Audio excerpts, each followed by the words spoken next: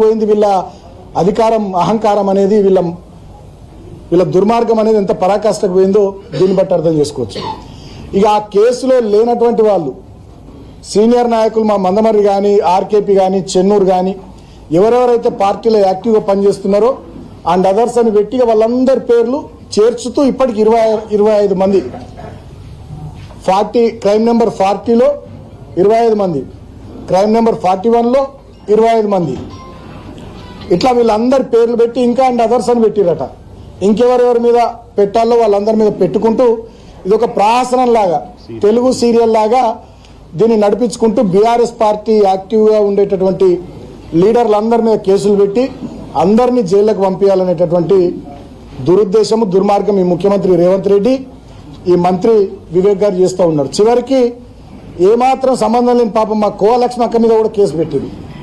ఇంతకంటే అన్యాయం ఇంకోటి ఉంటుందా? ఇంత జరిగింది, చివరికి నన్ను జైల్లో పెట్టిర్రు. జైల్లో పెట్టినా కూడా నన్ను వదలలే. నన్ను బాగా దోమలున్న రూమ్లో పెట్టిర్రు. నాకు మంచినీళ్ళు చక్కగా ఇయ్యలే, భోజనం చక్కగా ఇయ్యలే. నాకు 2 రోజుల పాటు గొంతు నొప్పి వస్తే ఇప్పటికి కూడా నా త్రోట్ ఇంకా సెట్ కాలే. నాకు చక్కగా ట్యాబ్లెట్లు ఇయ్యలే. కొంచెం ఫీవరిష్గా ఉంది అంటే వచ్చి చూసే పరిస్థితి లేదు.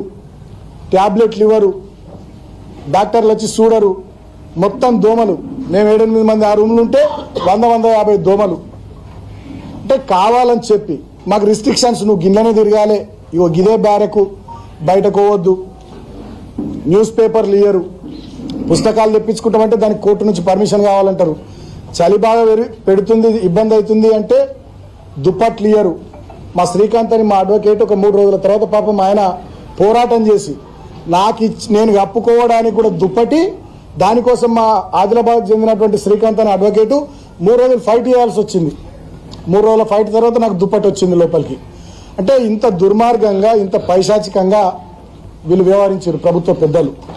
అంతేకాకుండా నాకు మొన్ననే మంచిర్యాల కోర్టులో బెయిల్ వచ్చింది, హైదరాబాద్ కోర్టులో బెయిల్ వచ్చింది ఎన్నో అక్రమ కేసులలో.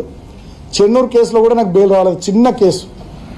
కావాలని చెప్పి ప్రభుత్వ పెద్దలు దాంట్లో నాకు బెయిల్ రాకుండా చేశారు. కారణం ఏంది? నిన్న హోలీ పండగ, ఇవాళ నా చిన్న కొడుకు పుట్టినరోజు.